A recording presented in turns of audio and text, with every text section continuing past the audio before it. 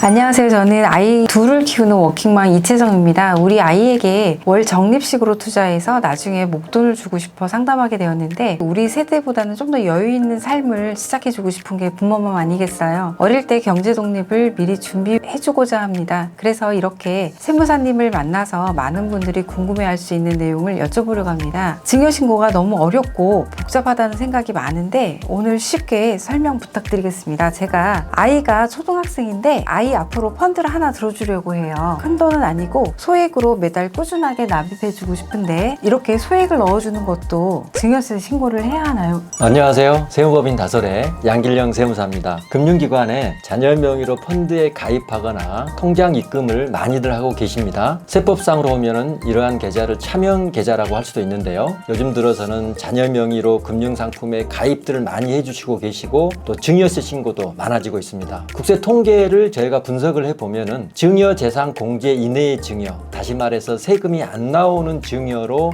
세무서에 과세 미달 신고서를 많이들 하고 계시죠. 우리 워킹맘님처럼 꼭 증여세 신고를 꼭 해야 되느냐 하는 그런 질문이 많으신데요. 국세청에서 매년 발간하는 국세 책자 중에 세금 전략 가이드라는 책자가 있습니다. 그 책의 증여세 부분을 보면 증여를 하였으면 증여를 남기자라는 제목이 있습니다. 이 국세청 책자의 내용을 그대로 한번 읽어드리면, 그러나 증여세 신고를 해 놓지 않으면 사실상 증여 공제의 범위 내에서 증여가 있었다 하더라도 그 사실을 객관적으로 입증하기가 어려우므로 증여 사실을 인정받지 못할 수도 있다라고 기재되어 있습니다. 이와 같이 증여 사실을 인정받으려면 반드시 증여세 신고라는 기록을 남겨둬야 한다는 것입니다. 국세청 책자의 사례를 보면은 아들 명의로 2,100만 원을 저축하고 증여세 신고하면서 증여세 10만 원을 납부하였다면 15년 후에 이자가 붙어서 7천만 원이 됐다. 그럼 그때 그 자금으로 아들 명의의 집을 장만하더라도 아무런 문제가 없다는 것입니다. 증여세 신고는 증여받은 달의 다음 달 말일로부터 3개월 이내 관할 세무서에 신고를 하게 되어 있습니다. 아, 그렇군요. 증여세 신고를 하지 않으면 나중에 이렇게 목돈이 돼서 아파트를 매입을 한다거나 할 때 세무조사를 받을 수도 있겠네요. 네. 미리 해놓으면 나중에 늘어난 금액에 대해서는 모두 제 아이의 자산으로 된다는 거죠. 네. 꼭 해야겠네요. 네. 그럼 증여신고를 하게 되면 얼마까지 세금을 내지 않아도 되는 건가요? 증여재산 공제액에 대해서 설명드리도록 하겠습니다. 증여재산 공제는 증여받는 사람, 수중자 기준으로 공제가 된다는 것이죠. 증여받는 사람이 배우자이면 6억 원, 증여받는 사람이 자녀나 손주인 경우 성년이면 5천만 원, 미성년이면 2천만 원이 공제가 됩니다. 자녀나 손주라는 구분은 중요하지 않고요. 세법에서는 민법을 따르도록 하는데 성년의 나이는 만 19세부터입니다. 또한 기타 친족, 다시 말해서 이모나 고모나 큰아버지나 작은아버지로부터 증여를 받으면 1,000만 원이 공제됩니다. 증여를 증여받는 사람 기준으로 공제된다는 표현을 예로 들어서 설명을 드려보도록 하겠습니다. 성년인 아들, 딸 5명이 있다고 하면 아버지가 아들, 딸 5명 각각에게 5천만 원 증여하면 각각 증여 공제가 되니까 증여세가 없습니다. 그런데 5명 5천만 원이면 총 2억 5천만 원이죠. 네. 2억 5천만 원을 한 사람한테만 주게 되면 증여 공제가 5천만 원 한 사람만 공제되니까 과표가 2억 원이 산정이 돼서 증여세가 나올 수가 있는 거죠. 그래서 증여세에서 가장 오래된 격언이 자녀들이나 손주들에게 증여할 때 한 사람만 예뻐하지 말고 골고루 예뻐해 줘라 하는 그런 격언이 네. 있습니다.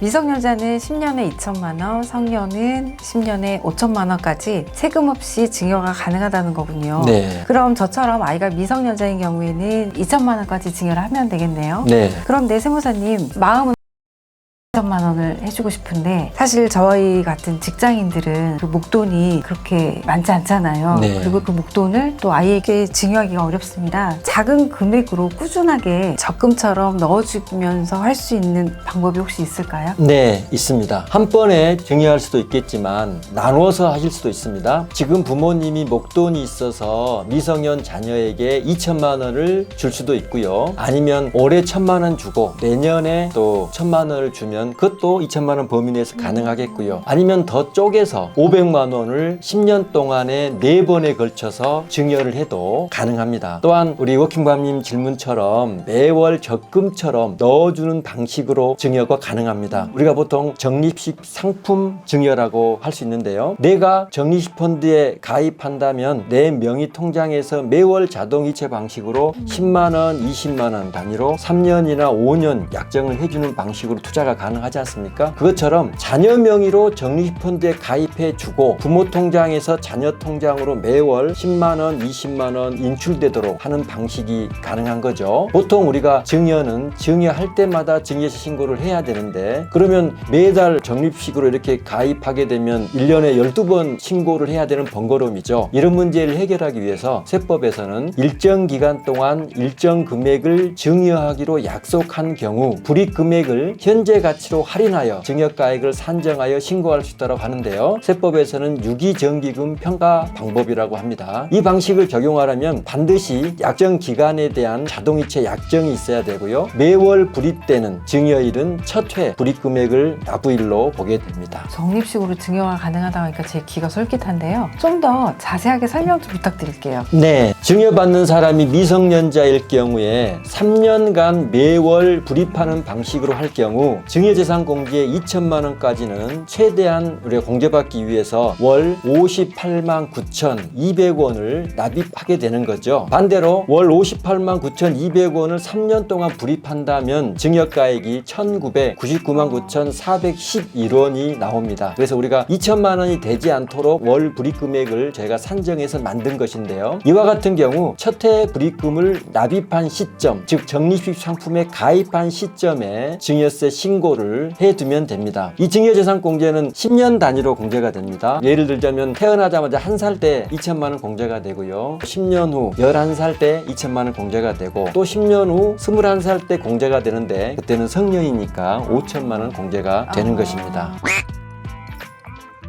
그러면 합하면 금액이 상당하겠네요. 그렇죠. 그러면 지금 이거는 이제 처음에 가입 당시에 이렇게 적립식으로 납입을 하는 방법이 있는데 제가 아는 분이 이 사전증여라든지 이런 것들을 하고 싶어 하는데 이미 3년간 납입을 했고 금액은 한 1,000만 원 정도이고 평가 금액이 1,200만 원 정도 된다고 해요. 그러면 이런 경우도 사전증여 신고가 가능한가요? 네, 가능합니다. 적립식 펀드에 이번에 가입하면서 증여세 신고를 해두면 제일 완벽한 신고 방법이 될 텐데 이 부분을 모르고 기존에 계속 가입을 해오다가 중간에 증여세 신고를 하고 싶은 그런 고객들이 있을 겁니다. 3년이 정도 지난 시점에 증여세 신고를 하고 싶은 고객들은 3년 동안 불입한 펀드 상품의 현재 평가액, 지금 사례에서는 1,200만 원이라고 했죠. 1,200만 원을 증여가액으로 하고 또 앞으로 불입하는 적립식 상품을 유기정기금 평가 방법으로 산정한 증여가액을 합산해서 증여가액으로 신고를 할 수가 있습니다. 적립식 펀드로 사전 증여라는 좋은 방법이 있었네요. 네. 적립식으로 자산을 늘릴 수도 있고 세금을 내지 않아도 되고 너무 괜찮은 것 같습니다. 오늘 바쁘신데 이렇게 친절하게 설명 주셔서 너무 감사합니다. 많은 도움이 되었습니다. 그런데 저희 어머니께서 아이한테는 할머니죠. 할머니도 아이 앞으로 적립식을 해주고 싶다고 하는데 다음 시간에는 이 부분을 알려주시면 좋겠습니다. 네.